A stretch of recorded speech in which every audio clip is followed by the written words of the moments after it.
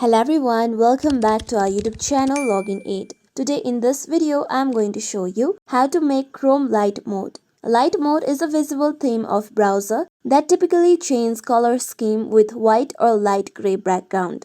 To make Chrome light mode, you need to first open your Chrome application on your mobile phone. Now make sure that you are logged into your Google account. Now here you will be taken to Home. Now tap on three dots present on the top right corner. After this, tap on Settings option.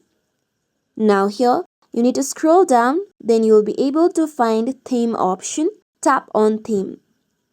Now here you can see different type of themes.